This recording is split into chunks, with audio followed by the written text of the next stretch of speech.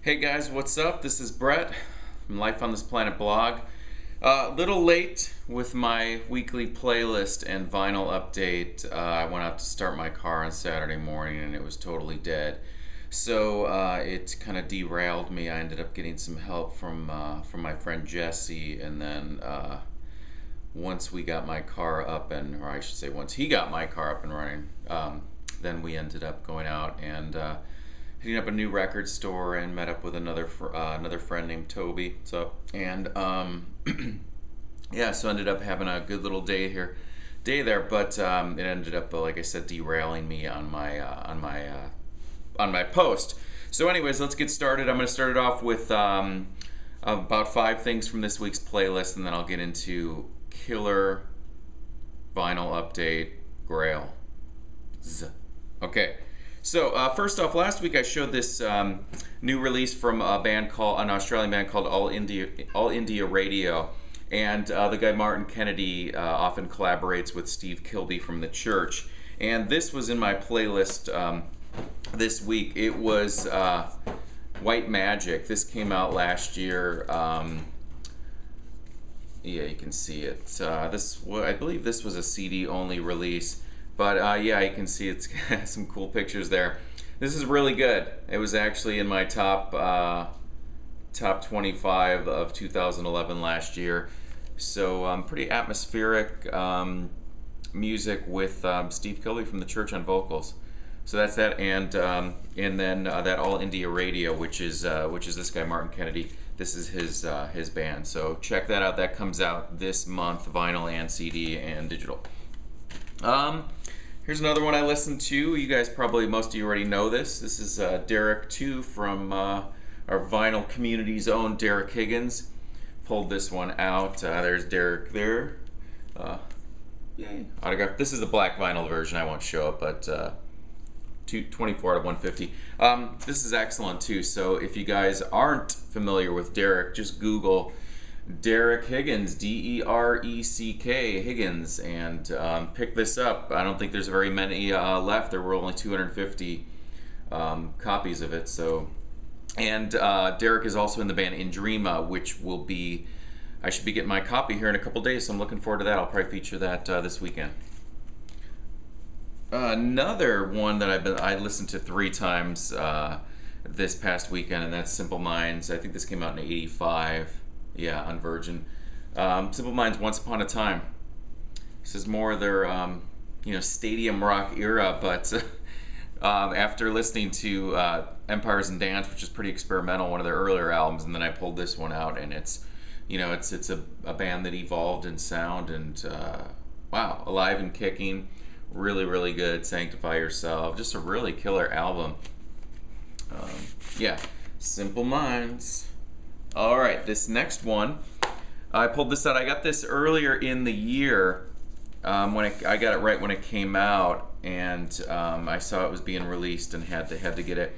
And that's Alex Chilton, Free Again, the 1970 sessions. This is a beautiful package.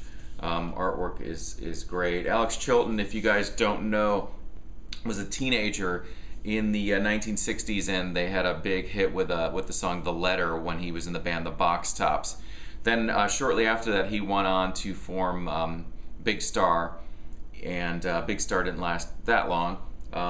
This was the transitional period between Box Tops and Big Star, kind of when he was finding his feet with songwriting. And this was released, I think, on a CD back in, I don't know, the 90s. I'm probably wrong about that. But Omnivore Records reissued this on CD and vinyl and MP3, I think it was in January. And packaging on it is really, really nice. It's clear vinyl, just really good.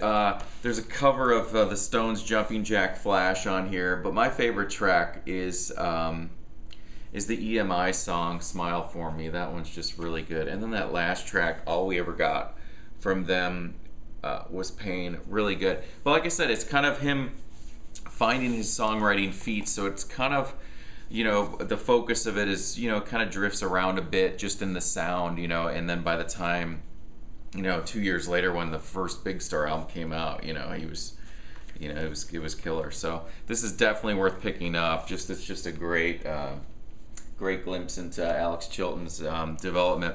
Now this next one I pulled out. I told Rob Violavox that I would show this one. This is the Gary Numan Living Ornaments 79 to 1980 box set. What's really funny about this is I picked it up at a record store, I don't know, about 10 years ago, called Stinkweeds here in Phoenix. Well, at the time it might have been, I think it was in Tempe. It's moved around a couple times. But I got this, and then my friend Jesse, who helped fix my car the other day, back then after I bought it, he saw it and he's like, I just traded that in. So I ended up getting his copy, and then he was over the other day and he was like, why did I trade that in? So anyways, let me show you this. It's in a cool box. It's a double vinyl. It's got the 1979 when I listened to this the other night, and it was so good. The quality is so good. It's got you know, picture sleeve with the band photos, and this is on Beggars Banquet. Really cool labels on this one.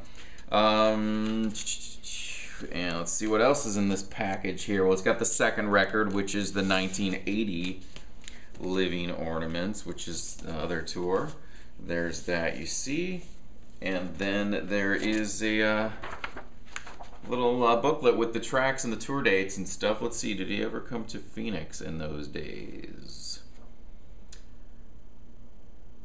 No, doesn't look like it. But I did get to see Gary Numan, I think it was in 1997 or 1998 when he put out that Exile album. And there's the bottom of the box. So anyways, that's a really cool package there. But I got to see him in 97 or 98. It was phenomenal. And then it's a few years back, I don't know, 5 years, my brother went with Jesse, and they saw him again. I don't know why I didn't go that night, and they got to meet him and stuff. So that was really cool.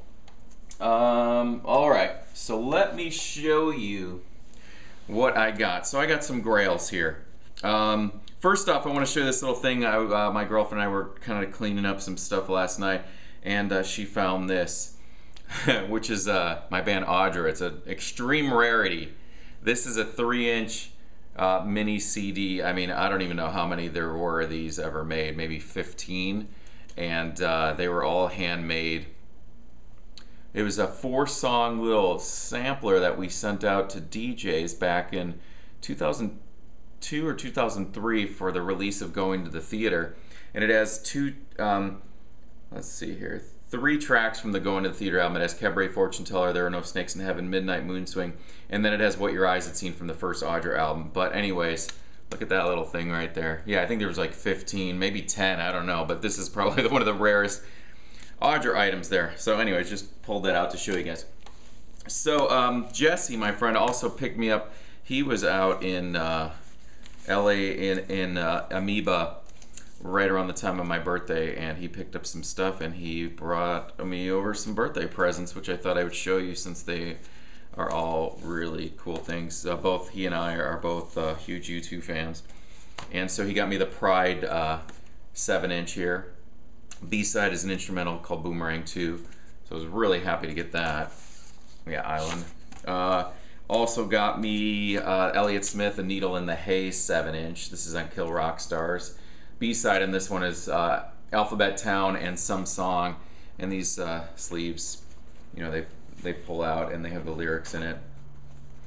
Cool labels on that. Let's see what else he got me. Oh, the Division Day 7-inch by Elliott Smith also. That was on Suicide Squeeze Records. B-side on that, No Name Number 6, if I didn't just say that.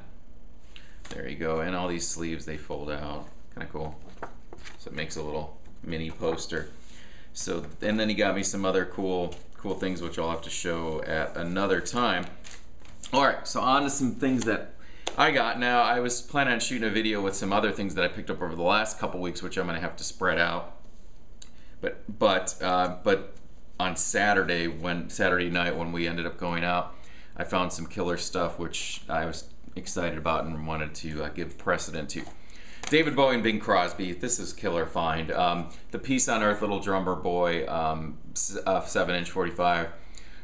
This is like one of the greatest Christmas songs. I listened to this. I have it. I have the CD single which came with the singles collection put out on Ryko, and that's like the bonus third disc in there. And it's just such a great song. The Peace on Earth, Little Drummer Boy. The way they kind of segue into one of the songs and the way they sing the harmonies and stuff, it's just amazing. And Bing Crosby actually died just a few days after that. The B-side on that one is Fantastic Voyage, which is the opening track on the Lodger album, which is my favorite song on Lodger. So I picked that up at this new record store, and that's on RCA. I was so excited to find this. I don't see it very often, and I've seen it in the past, but I just never got it, and it's been a long time, and could not pass that up. All right. So these ones all relate to one another. That's why I wanted to show them all together. So let's see which order I'm going to go in here. The first four that I'm going to show you were all from one store, and the last one was from a different one. But I was so excited. I did not intend to, this from the second record store we went to, I did not intend to buy anything. But we needed to go in because Jesse needed to buy some concert tickets, and I looked in the rack, and there they were, so I had to do it. Bauhaus, She's in Parties 12-inch. How could I pass that up? She's in Parties, here's the dub. It's kind of a remix of that song. She's in Parties was on 1983's Burning from the Inside. And then it has Departure, B-side on that one. Yeah, cool, white label, Beggars Banquet. I mean, you don't see that very often at all, so I had to get that immediately. This next one, and I didn't even realize this, but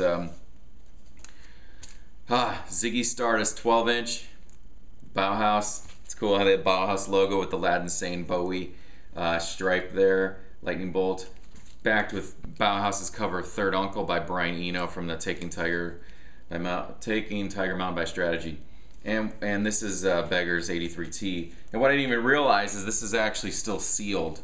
You know, yeah, it's totally sealed. There's a little bit where it was just the seal broke, but it's a top-loading single, and that was never actually open. So wow, and that was pretty cheap. So that was, seriously, that's a grail right there.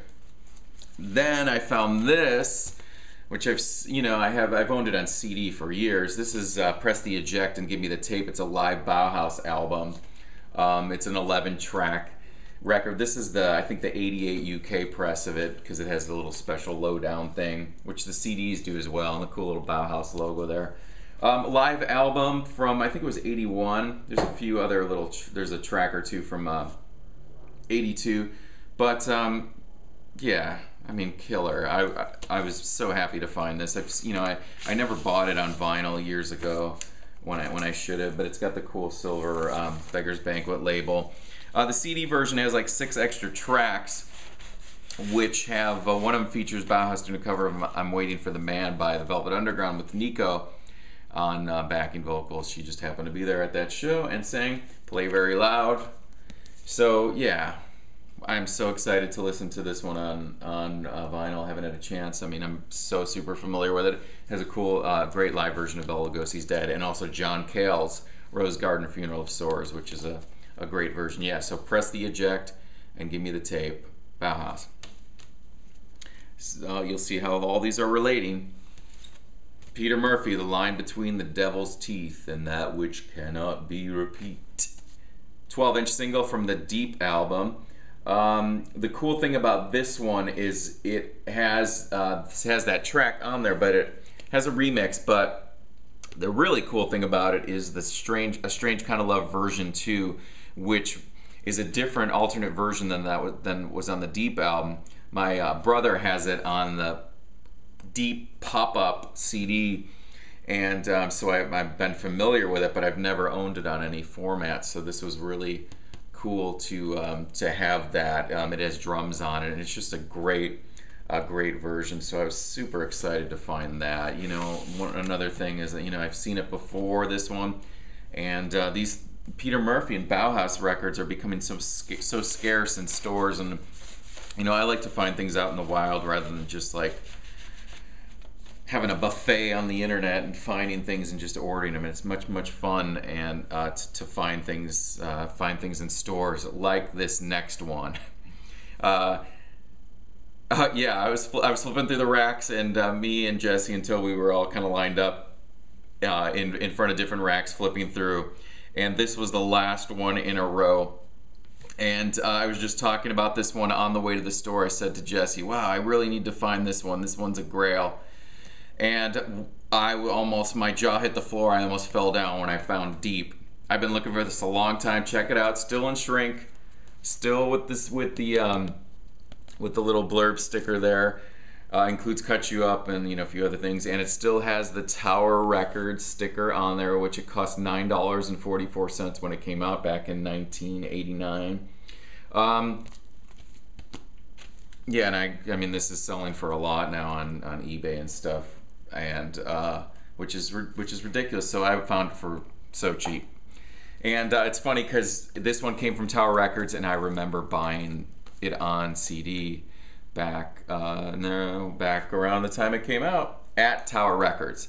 So this was really cool how that kind of came full circle. So Deep is, did I already show that? No, I didn't.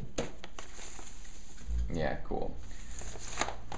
So Deep is a great album of Peter Murphy's. Of course, it had Cut You Up on it, which was kind of a really big hit for him. And also The Strange Kind of Love, Marlene Dietrich's favorite poem, Crystal Wrist, which is great.